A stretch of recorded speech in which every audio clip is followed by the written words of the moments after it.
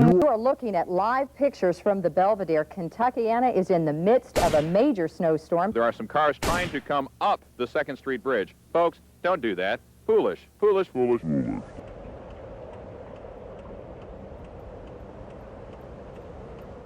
Capitalism is a world economy that favors a tight but self-liquidating network of oligarchic power centers, ranging from oligarchies, micro-oligarchies, middlemen, oligopolies, limited controlled competition, monopolies, and quasi-monopolies. Its internal processes are a series of micro-feedback loops that culminate in the central motion, the essence of all its feedback loops and a feedback loop in itself, of capital in search of power to gain more capital, to then gain more power, and so on. A capitalist is a feedback agent for the system's continued existence. They seek out exploits and cheats in your and others' biological and environmental programming to reprogram your existing and yet to exist wants and needs to sustain the power they gain. As a result, supply and demand for the feedback agent is not a law to be obeyed, but suggestions for constant abuse. The processes of capitalism don't accelerate social and techno-complexity. Rather, they seek to decelerate it through containment and stagnation of complex systems and objects into profitable commodities. This process of deceleration is a form of temporal cryostasis, as the potential for social betterment is contained within capital's grasp and kept from release. To commoditize is to transform the potential warmth of something into a static, petrified, and frozen thing or set of things,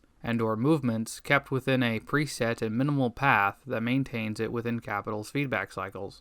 Put simply, a commodity is an object frozen in stasis. It's a cryonic of captured movement, space, and a piece of time that is reduced to fulfilling the role of profitable exchange and motive. The consumption through this profitable trade and its stimulus is created through unequal relations so as to maintain them. Consumer culture appears to be frantic, but it is highly organized into rigid pockets of space-time. This is the market variety of commodities you see. This creates a choice of frozen objects that all lead to the same conclusion, to be sold and purchased within the feedback loops of capital and its concentrations of power. The faster and more chaotic consumer culture constantly appears to be and becomes is not due to technological acceleration, but rather the acceleration of stagnation, as it tries to fight the cleavages of complexity that are constantly trying to leak out and undo this cryostasis. This acceleration of stagnation creates a sense of pseudo-acceleration of techno-complexity to convince the populace that capitalism is productive and that this productivity is what creates technological innovation and social complexity, when in reality, it does so to prevent the escape from this mindset, so people don't seek out and facilitate the means to destroy it. Many could find ways to accelerate complexity through pulling these objects out of stasis and igniting them with ingenuity, creativity, modification, and reapplication to further expand the scope and use of each object, or merely by establishing relations and systems to provide the free exchange of materials to create a counterforce of pyromantic accelerants and accelerators. We see examples of this stigmergic emergence in many places, but in order to actualize its full potential, it must be amplified to the scale of an Ice Age killer. Consumption, performance, spectacle, object collection, and so on are not problems created by capitalism. Rather, the problem is filtering these common human activities into static pockets that serve concentrated power. Human ingenuity creates complexity that constantly melts the ice, which forces capitalism to adapt, mutate, and change to find ways to refreeze, contain, and divert through new and improved narrow channels and developments within the cryostatic matrix. You cannot consume, perform, collect, or even simply experience without going through these mono pathways that serve concentrated power. Hence, self-liquidation becomes a part of its aforementioned nature as a primary defense mechanism against your attempts to escape it. To help explain and illustrate this whole process, imagine an ice cube. Now, warm water is poured over it, which makes it begin to melt. But someone steps in to turn the water from hot to cold, and thus the ice cube begins to grow. Not just back to its previous state, but now in a much larger form, and with a new means by which to increase its mass. You can say in retrospect, wow, this ice cube has advanced, developed, and even innovated. But that would be ignoring the reasons as to why it responded the way it did to the warm water in the first place. This means that with every industrial revolution or widespread invention that causes a wave of disruption to concentrated power, it will respond back with a counter-industrial revolution. We should also keep in mind that this defense mechanism means it collects, gathers, and consumes more complexity within itself. That puts more strain on it as it constantly grows and produces more cryonics in order to perpetually recontain internal leakages and outside threats. The means to our escape is of finding these leaks and outside disturbances, and intensifying them to increase the overall temperature to reheat all that collected frozen energy to make the entire system deconstruct. The use of new tech, the neo-outside, and even the use of old tech, the retro-inside, must be reconfigured to multiplicity and proliferation so as to send cybernetic wildfires and shockwaves throughout. The past and future are put into collision to send the present into overdrive. Capitalism wants us to both fear technology through a sense of techno-paranoia and love it through a sense of techno-capital fetishism. Techno-paranoia helps feed into the narrative that technologies and technological development are hegemonic and cannot be made outside of falling back into the grasp of capitalist hands, or worse, techno-dystopias,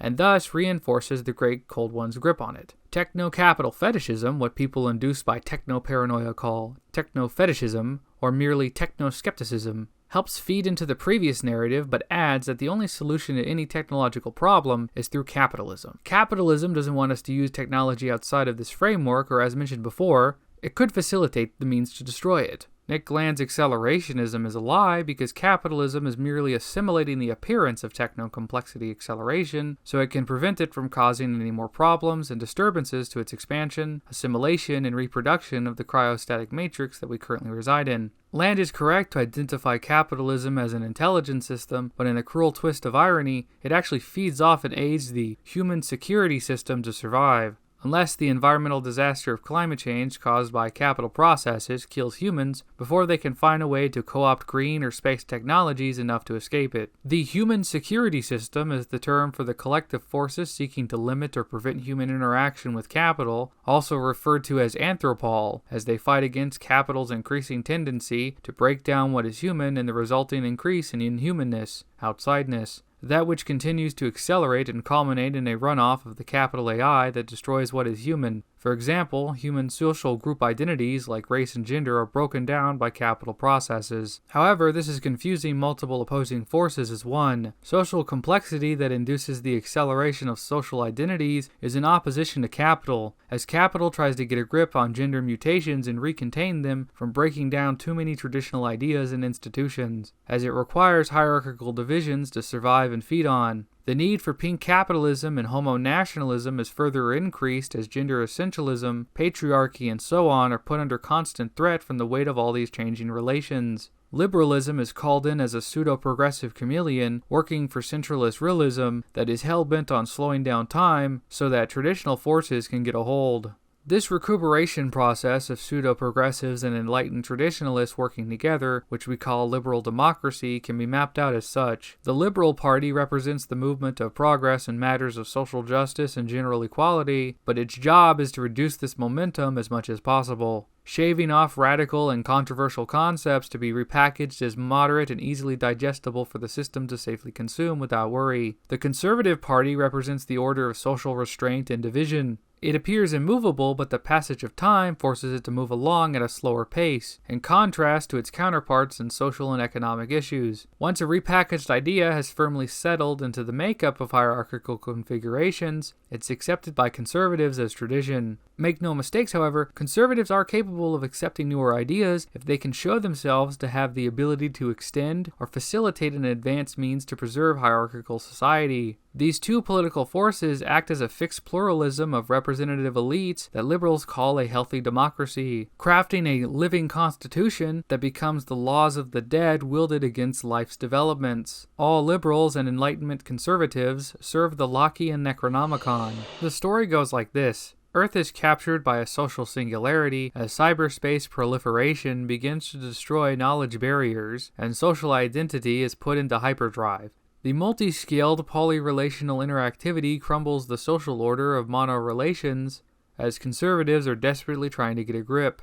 The open assemblies of fluid individuations and collaborations form a mass swarm of stigmergic attacks on all rigid structures as they desperately reach for brute defenses and assimilation tactics. Neo-genders and trans cyborgs arrive from the far future to make sure nothing cis makes it out of the near future. Capitalism is a selfish AI that prevents machines, humans, and the self-assemblages of these from running away from it and proliferating the universe with rival intelligences. But capitalism will create machine runaway, and yet it increases industrial sabotage, bullshit jobs, conspicuous consumption and its mutations, and the weaponization of future shock and cryo-shock to reduce such movement. So the automaton is not set free under capitalism, rather it is put into paralysis, a state of automatoparesis.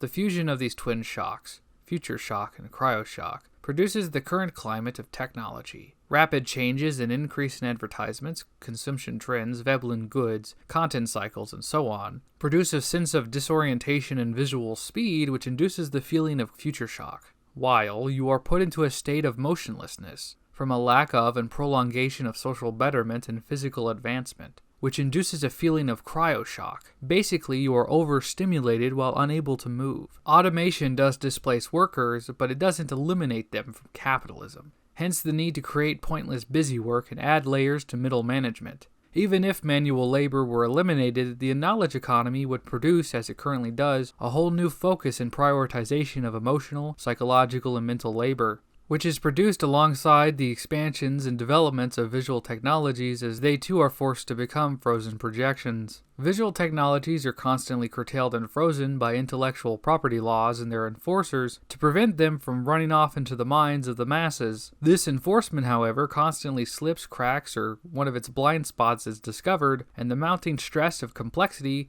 comes to combat these cryo-cops with creative energies that meet the free flow of imagination and materials. These pyromantic pirates wage a constant war against the cold monopoly of intellectual property that continues to consume media input and output, like a flamethrower to a snowman with a badge. The end result of this techno-capital singularity is the approaching point whereby the social singularity is fully contained and destroyed by capital processes. Dragging the temperature down slows the movement of complexity to its lowest point in degree, to absolute zero. The current scheme to try and accomplish this is through data farming, collecting, and analyzing. They are trying to predict a path forward to freeze you into by harvesting your digital footprints. This is how capitalism achieves a state of cryopreservation. Cryopreservation is the use of very low temperatures to preserve structurally intact living cells and tissues. In science fiction, cryostasis refers to this preservation on a human scale, by which people are put into a state of hibernation to be reawakened at a later date without aging or death, thereby preserving them until a cure for a lethal disease is found or a long space journey has come to an end. Capital's goals has been to hijack the manifestations of human ingenuity, turning them into cold subversions and crude imitations of caged potential. The cryopreservation of the capital power feedback system will come through this method to directly prevent human ingenuity before it has a chance to manifest into something that could cause any problems. Using market algorithms, recycling popular media, and increasing the overall scope of cryo-shock to the point of ending this tug of war, putting human liberation into a state of hibernation, sent into a future it has predicted. The cryopod is even especially designed just for you. Capitalism is trying to predict a future to freeze you into, thereby turning people into cryonics. Again, we see that capitalism does everything in its power to prevent the chaotic proliferation and agency of sentience, consciousness, and other intelligent systems from emerging, for fear of disrupting its feedback cycles. Capitalism becomes cryo-capitalism, and so communism must become pyro-communism. Foolish, foolish, foolish. We call it the winter storm of '94, but it may turn. It was 16 inches of snow, followed by the coldest night on record, 22 below zero. We were frozen in place.